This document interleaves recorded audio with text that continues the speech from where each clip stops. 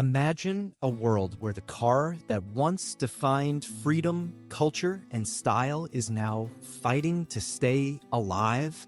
A world where the same brand that gave millions of people their first taste of driving joy is drowning in debt, scandals, and broken promises. That brand is Volkswagen. For decades, Volkswagen wasn't just a car company, it was an identity. It was nostalgia on four wheels.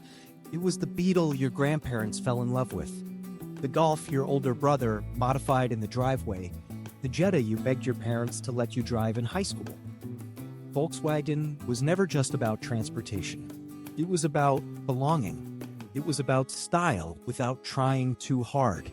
It was about community. But today, things look very different. Volkswagen is no longer the hero of car enthusiasts. It is no longer the brand that fans proudly tattooed on their skin. And if you ask lifelong Volkswagen fans, many will tell you the same thing. The company has lost its soul. The question is, how did we get here? How did Volkswagen go from being the most beloved automaker in the world to a company on the edge of collapse? And is there still hope for redemption, or is this the end of an era? To understand the crisis, we need to go back to where it all started. The story of Volkswagen begins in Germany in the late 1930s. The name itself means the people's car. It was a vision to make cars affordable for ordinary families, and when the Volkswagen Beetle rolled off the production line, it did exactly that. It was small, reliable, and quirky. It didn't scream luxury, but it didn't need to. It was honest. It was fun. It was simple. And soon, it became an icon. In the 1960s and 70s, the Beetle wasn't just a car. It was a cultural movement. It was the car of freedom, peace, and rebellion. It became the symbol of the counterculture generation. Movies, music, and road trips made it legendary. But the real magic of Volkswagen was not just in the Beetle. It was in what came next.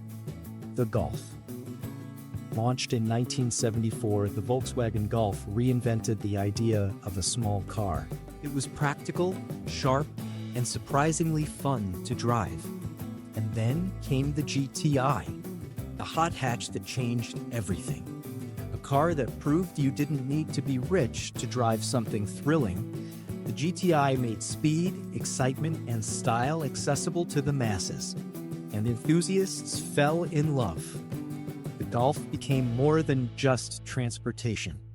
It became a canvas for creativity. Owners customized it, tuned it, and raced it. It built a community unlike anything else in the automotive world.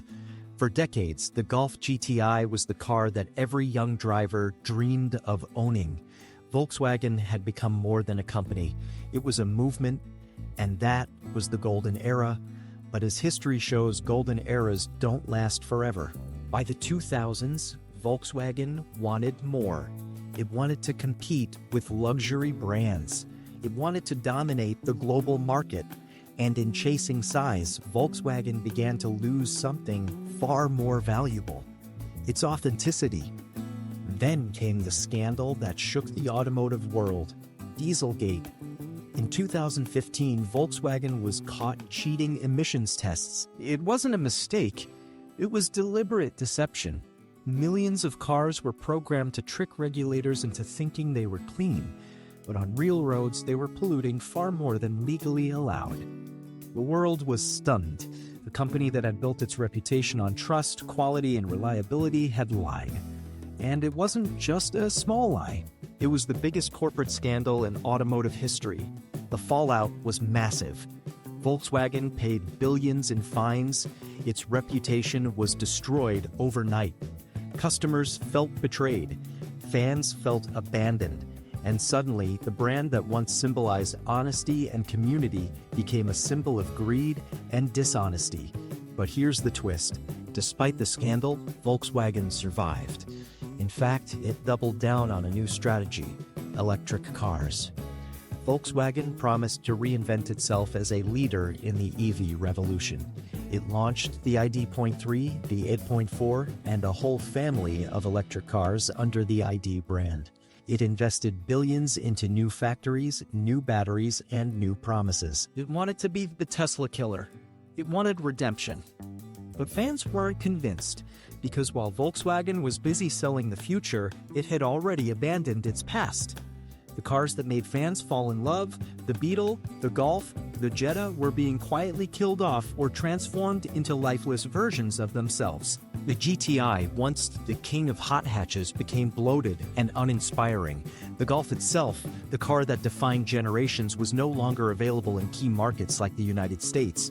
The Beetle, the car that started it all, was discontinued, and for many fans, that was the breaking point.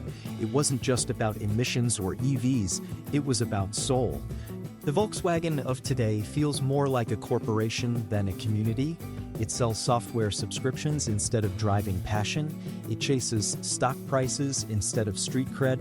And it talks more about sustainability than it does about excitement. Now, don't get it wrong, electric cars are the future. But the way Volkswagen entered the EV game felt forced. It wasn't about building fun, emotional, soulful cars. It was about repairing an image. And fans can feel the difference, because cars are not just machines, they are emotions on wheels. And somewhere along the way, Volkswagen forgot that. Today, Volkswagen sits at a crossroads. On one side, it is investing everything into EVs. On the other, it is losing the very fans who carried its legacy for decades. The people who loved the brand for its quirky, affordable, fun cars no longer recognize it. Instead, they see an expensive, soulless corporation scrambling to survive. The numbers don't lie either. Volkswagen has struggled to make its EVs profitable. Sales targets are missed. Production delays haunt its factories, and competitors like Tesla and BYD are miles ahead in innovation and customer loyalty. Volkswagen is stuck between two worlds, too modern to be nostalgic, too slow to be futuristic. And in that gap, it is losing everything. But here's the real tragedy. Fans wanted to forgive Volkswagen. They wanted to believe in its comeback. They wanted a new Beetle, a new Golf GTI, a new spark of passion. But instead, they got corporate slogans, subscription fees, and uninspiring EVs. The magic is gone. And once a brand loses its magic, no amount of money can bring it back. The question now is simple. Can Volkswagen rediscover its soul? Or is this the slow, painful death of a legend? Because here's the truth. Volkswagen doesn't just build cars. It builds memories. It builds moments. It builds the stories that people carry with them for life. The first date in a Jetta, the road trip in a Beetle, the thrill of a GTI on a late-night highway. Those stories matter. They are the heart of Volkswagen. But when you stop listening to your fans, you stop writing those stories. And that's why Volkswagen is in crisis. It is not just a business crisis. It is a cultural crisis. It is a betrayal of the very people who made the brand what it is. And unless Volkswagen finds a way to bring back the magic, it may never recover. So here's the final thought. Volkswagen doesn't need another corporate strategy. It doesn't need another ID concept car. It doesn't need another advertising campaign. What it needs is to go back to what made people fall in love in the first place. Fun, freedom, community, honesty. If Volkswagen can remember that, maybe, just maybe, it can win back the fans it has lost. But until then, Volkswagen will remain a brand caught between the past and the future, famous not for what it builds today, but for what it once was. And that is the greatest tragedy of all.